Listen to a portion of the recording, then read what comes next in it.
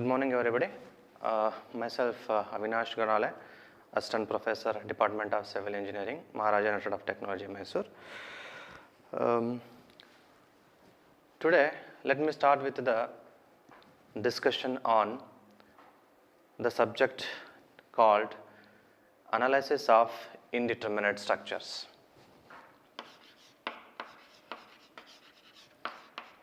Analysis of indeterminate structure. The subject code is 18CV52. So this semester we will be discussing on this subject.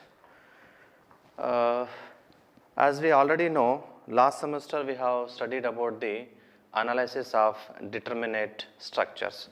So you can see the last semester we have studied how the structures have been classified as determinate and indeterminate structure. Before starting with what exactly indeterminate, I would like to discuss what is meant by determinate structures. Determinate structures. So in the easy words, if I say in any structure, if the number of reactions are less than or equals to equilibrium equations available. It may be a two-dimensional structure or it may be a three-dimensional structure. So in any structure, if the number of reactions are less than or equals to the equilibrium equations available, then that structure is called as determinate structure. See, for example, if I take a structure, this is a beam AB, this is a beam AB where the support A is a hinge support and the support B is a roller. So at hinge there will be two reacting components, one is horizontal and another one is vertical. So let me call this as RAH, reaction at horizontal direction, and this is another reaction RAV, reaction at A in the vertical direction. So these will be two reacting components at support A, and whereas the point B or the support B has a roller support, so this will have one reacting components RB, we can say RBV. So here the total reacting components are 3. As it is a planar structure, the number of equilibrium equations available are also 3. Those are summation of f of x is equals to 0, summation of f of y, that is vertical forces, horizontal forces, and the summation of moments at any point must be equals to 0. These are the 3 equilibrium conditions available. So here the condition is R is equals to E. So it is a determinate structure. It is a determinate structure. In the similar way, we have indeterminate structure also. That is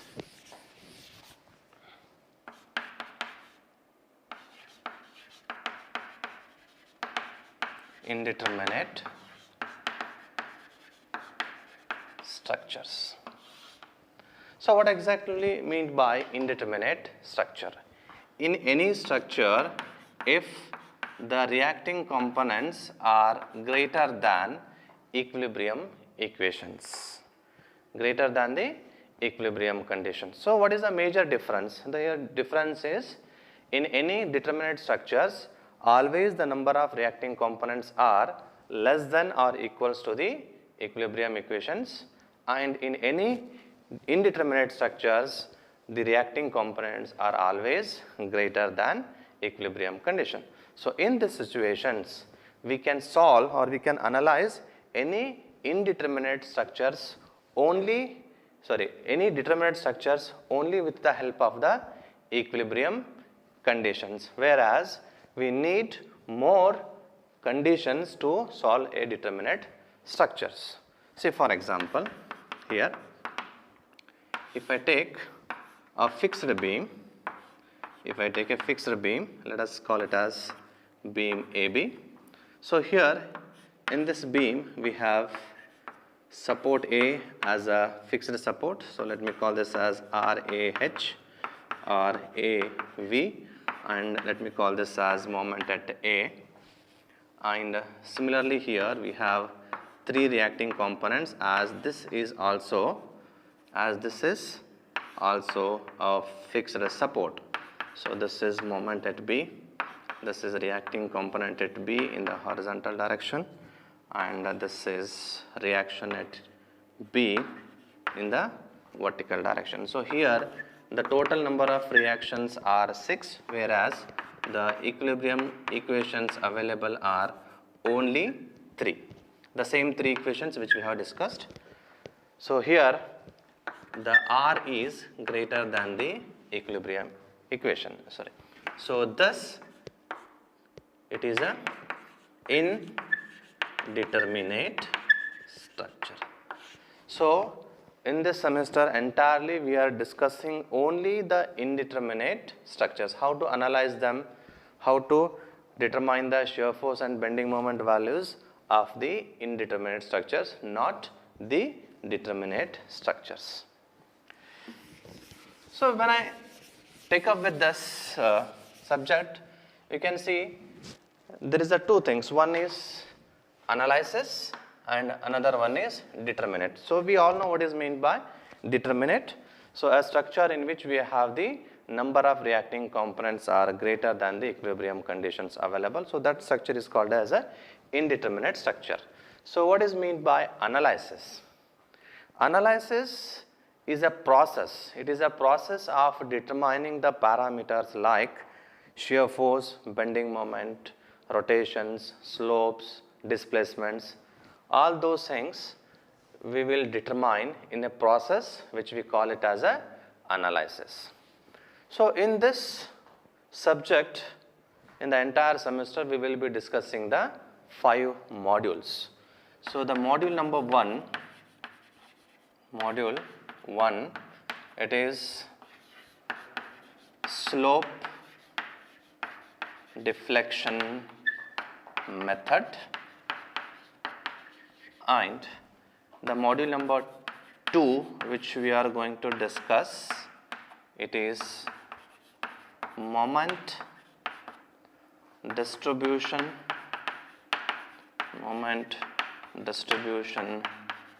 method. All these are the methods which we use to analyze the indeterminate structures. And the third one, module number 3, is Carney's method. It is Carney's method. Next, module number 4, it is a matrix method. So it is called as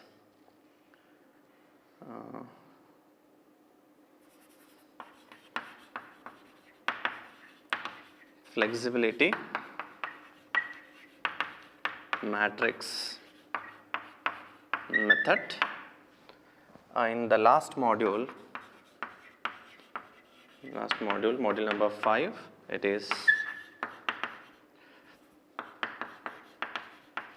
stiffness matrix method. So these are the 5 modules we are going to discuss in detail in this subject. So let me start with the first module, that is slope deflection method.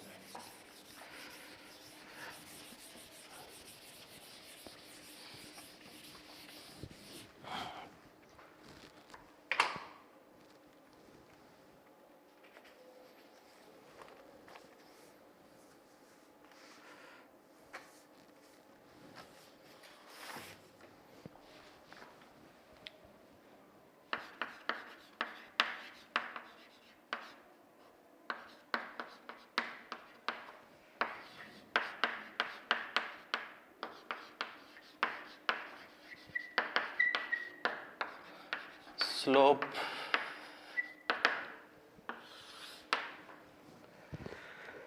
slope deflection method, or it is also called as SD method. So this method, it was developed by a professor called as G.A. Manning in the year 1950. So it is a conventional method of analysis which we use to analyze the both determinate as well as indeterminate structures, but most preferably we will use this method to analyze only the indeterminate structures. So, and this method was proposed by a professor called as G.A. Manning in the year 1915. Okay. So, this is a general method. It is called as a general method. General method used to analyze both determinate and indeterminate structures. They may be beams, rigid frames. So this method is used to analyze the beams and the rigid frames. Either they may be statically determinate or they may be statically indeterminate structures. The third point which we should know about this method is, so in this method, what they are assumed is all the deformations,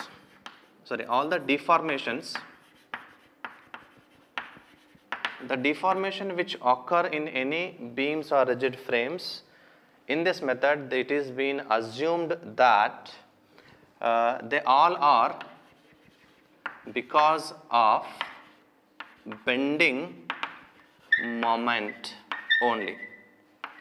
All the deformations which occur in any structure, it is assumed to because of only bending moment.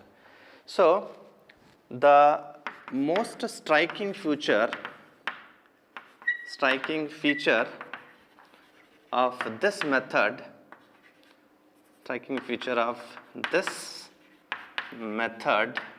is it consider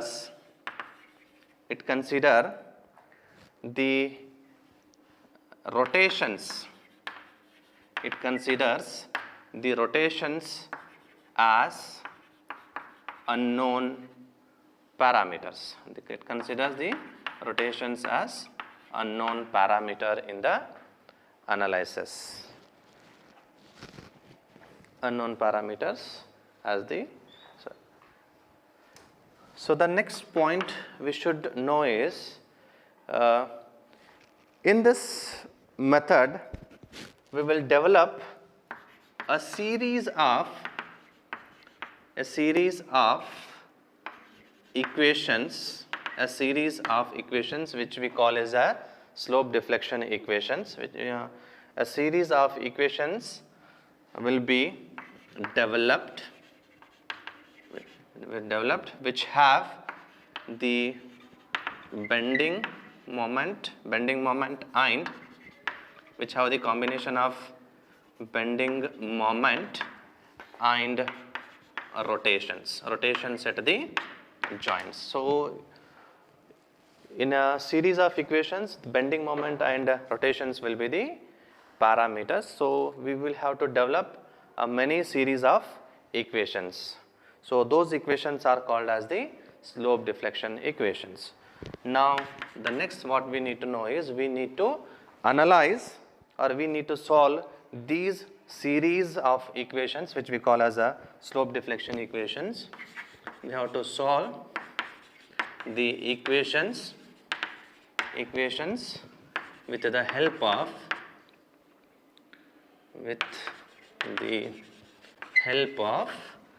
equilibrium conditions.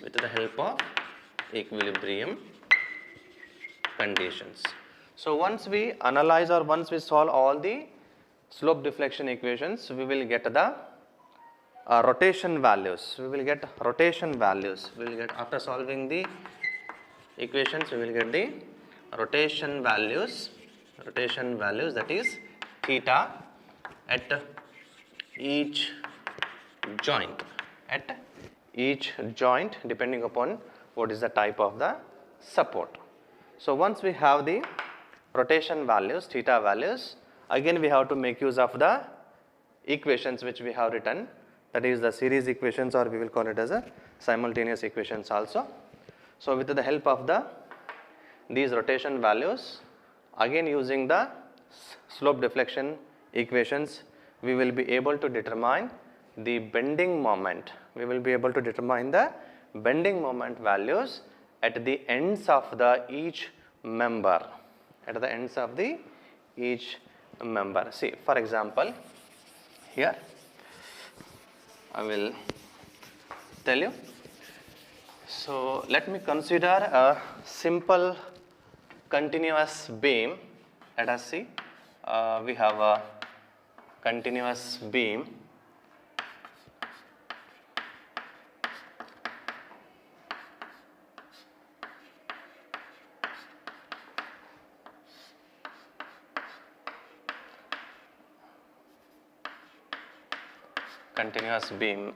Let me call it as A, B, C, D values. The length of AB, let us keep it as L1. Similarly, the length of BC as L2, and for CD, let us assume the length as L3. Okay. So here, let us say we have a load P1, P2, P3, W1, a random loading. Okay. So for this, first we have to make sure whether it is a determinate beam or indeterminate beam. See here, at support A we have fixed support. It means the number of reacting component at A will be 3. It is a roller support. The number of reacting component will be 1. So here is 1 and here is 1. So totally the number of reacting components are 6, and we have 3 equilibrium conditions. So here R is greater than E. So obviously it is a indeterminate structure. Right. So for this indeterminate structure, if you want to analyze it, that is, if you want to determine the bending moment at the end of each member, that is, for example, if I am interested in determining this MAB, that is bending moment at A, and I am also interested in determining the bending moment at B, that is MBA, and this is MBC. Similarly, MCB, MCD, and this is MDC. If I am interested in determining these values, then the slope deflection method is one of the best suited method to determine all these parameters. So as per the slope deflection equations, we need to write the slope deflection equations at each end. That is, for example, see, if here I want to write the slope deflection equation at A, that is for MAB, the slope deflection equation will be something like this: MFAB plus 2 EI by L into 2 theta A plus theta B minus 3 delta by L. This is one of the slope deflection equation which I have written at this point. Similarly, I have to write one more equation at this point, that is MBA. MBA is equals to, so MFBA plus 2 EI by L into 2 theta B plus theta A minus 3 delta by L. At this situation, don't worry how I have written these equations, because in the next class we will be deriving equation, how exactly we have to write the slope deflection equations for each member. It is a complete derivation we will discuss in the next class. So right now what you need to understand here is, So this is a slope deflection equations, or it is also called as the SD equations. So this each SD equation, it combines two things. One is this parameter and the second one is this parameter. So in the method, it is assumed that the moment in the member, it is because of two things. One is the fixed end moments, which is due to the external loading system, means whatever the type of the load we have on the member, because of that loading system, some moment will be developed at the end. And the second category or second part of the equation, it is bending moment developed at the ends because of the rotations and the deflections. Means because of this external loading, there will be some deformations in the member, that is either it may be a fixed or it may be a hinge or roller support. Because of this different support conditions, there may be some rotations and displacements in the structures. Because of that condition, some moment will be developed in the member. So the total moment at any member end, it is because of one is the loading system and the another one is the because of the support conditions. So we need to determine both the things. So here for determining the moment due to the support condition, we have everything, but this part, that is the MFAB or MFBA, we will call this as the fixed end moments. Fixed end moments, they are different for each loading condition. See, here we have a single point load, so fixed end moment may be something different. On the second span BC, we have 2 point loads, then the fixed moment value may be something different. On the member CD, we have a UDL, so the fixed end moments may be something different. So for each loading case, the values for the fixed end moments may be something different. So before going to the derivation of the slope deflection equations, we should know or we should understand what are the different types of fixed end moments available for the different loading conditions. Let us see them one by one.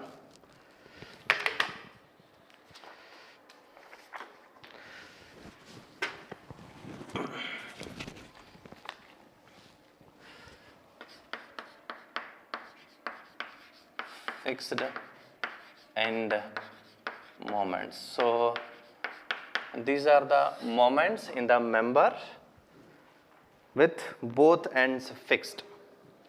See, for example, the first case, we have a beam for which both ends are fixed and it is being loaded with a central concentrated load W. So here let us say this is L by 2 and this is also L by 2. The load is exactly at the center and this is point A, this is point B. For this, let us consider EI as a constant value, that is there is no variation in the Young's modulus and moment of inertia.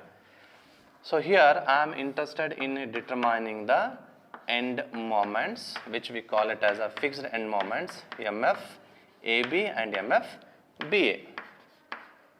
So MF AB and MF BA. So MF AB and MF BA are determined with the by adopting consistency deformation method, actually, which you have not studied.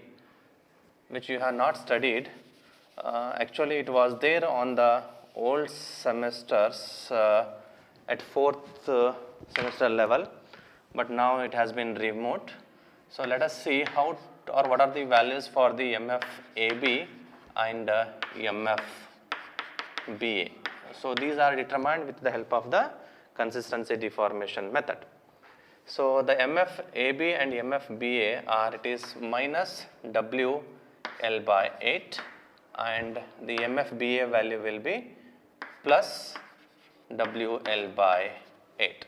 That is, These are the fixed end moments value when a central concentrated load is acting on a beam AB. For the second situation, that is, if I consider a similar beam, that is AB, and the length is same, the length is L, whereas instead of a central concentrated load, a load is acting at a distance A, from the end A, and at a distance small b from the B, where the total length is L and let us say EI is constant. So in this situation, the fixed end moments, that is MFAB, and MFBA, that is fixed end moments at end A and end B, they are minus WAB square by L square, and this is plus WA square B into L square. So these are the formulas to determine the fixed end moments. Similarly, if I look into the third case, that is beam AB, a fixed beam AB, if it is loaded with a UDL, uniformly distributed load, let us say W per unit length, and the length of the beam, let us say it is L, and EI is constant. Okay. For this loading condition, the fixed end moments, that is MFAB and MFBA, the values will be, it is minus WL square by 12 and MFBA will be WL square by 12. Only you can observe that only there is a change in the sign, or else almost equations are same. Now the next loading condition,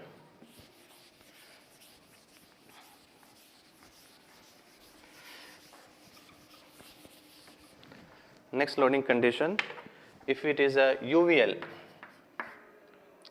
let us say we have a beam AB of length L and EI value constant. So this beam is loading with a UVL, uniformly varying load. Okay. So this value is W per unit length. Okay. So because of this loading condition, the fixed end moments at both the ends, MFAB and MFBA, we need to determine. So MFAB. So MFAB will be, it is minus WL square by 20 and MFBA will be plus WL square by 30. And we will have one more situation exactly similar to this, that is when a UVL is acting here, at A we have the greater value and at B the UVL is almost 0, and the next situation is exactly reverse to this, where at A we have the 0 value and at B we have the highest value. Okay. So let us say this is W per unit length, the length is L and EI value is, as usual, it is constant. So we need to know the value for MFAB and MFBA. So you can make out how will be the MFAB and MFBA value. So as the values or as the loading is exactly reverse, so even you can expect that the value for MFAB and MFBA will be exactly reverse. That is WL square by 30 is the fixed end moment at A and WL square by 20 is the fixed end moments at the B point. Okay. So next, the sixth different loading condition is when we have a triangular load. When we have a triangular load on a fixed beam AB. See, this is a loading. So it is a symmetric triangular loading. It means, so this is L by 2 and this is L by 2. So for this loading conditions, we need to determine the fixed end moments MF AB and MF BA. So the value for MF AB is minus WL square by 96. Sorry, not minus W, minus 5WL square by 96, and the MFBA value is plus 5WL square by 96. So these are the different loading conditions. Because of this different loading conditions, you can see the fixed end moments values are changing. So we have to make use of these fixed end moment values in the slope deflection equations. Apart from this, we have 4 more cases. Let us see. So the next case, that is the seventh case, when on a fixed beam, let us say the beam is AB, exactly at the center, if a clockwise moment is acting, a couple. So this is L by 2, this is also L by 2. So when a direct moment or a direct couple is acting on the member, then we need to determine how much is the fixed end moments. Because of this moment at the ends, we need to determine, that is, we need to determine MF AB and MF BA. So because of this a couple, the fixed end moments MF AB and MF BA will be, it is plus M by 4, and this is also plus M by 4. This is also M by 4. Both will be the positive and positive. Don't say that it will be a positive and negative. So I will change this. This is a positive value and this is also a positive value. Now the 8th, it is also very similar to the above case. That is, one on a beam AB which is fixed, we have an anti-clockwise moment, anti-clockwise couple exactly at the center. In that situation, we need to determine the fixed end moments. So this is MF AB, this is MF BA. So as it is an anti-clockwise moment, so you can expect that here the fixed end moment will be minus M by 4 minus M by 4. So both will be negative negative if we have a negative couple, and both fixed end moments will be positive if we have a positive couple on the member. And the 9th situation, that is, when on a fixed beam AB a moment is acting, a couple is acting not exactly at the center. Let us say it is acting at a distance A from end A and at a distance B from end B. So in that situation, the fixed end moments, that is MF AB and MF BA, which we need to determine, are, it is minus MB into 3A minus L, MB 3A minus L divided by L square, and the MF BA value is also very similar to this, that is MA into 3B minus L divided by L square. And similarly we have the last case, that is when on a fixed beam AB an anti-clockwise couple, sorry, these both will be positive as it is a positive moment, and here because of a negative moment, a negative couple, we can expect that both the fixed end moments are negative, that is MFAB and MFBA. They are exactly similar equations, but only the sign is negative. MB into 3A minus L divided by L square, and this is minus MA into 3B minus L divided by L square. So these are the 10 different standard cases of determining the fixed end moments which we are using in the slope deflection equations. So these equations gives us how exactly the end moments are developing for the different loading conditions. So which is one of the part in the final bending moment in the member. So as I said earlier also, the final bending moment or the bending moment at ends of the member, it is the combination of the two bending moments. One is due to the loading conditions and another one is due to the end conditions, right? So what exactly the slope deflection, how we have to derive the slope deflection equation and how we have to write the slope deflection equations, we will discuss in the next class. Thank you.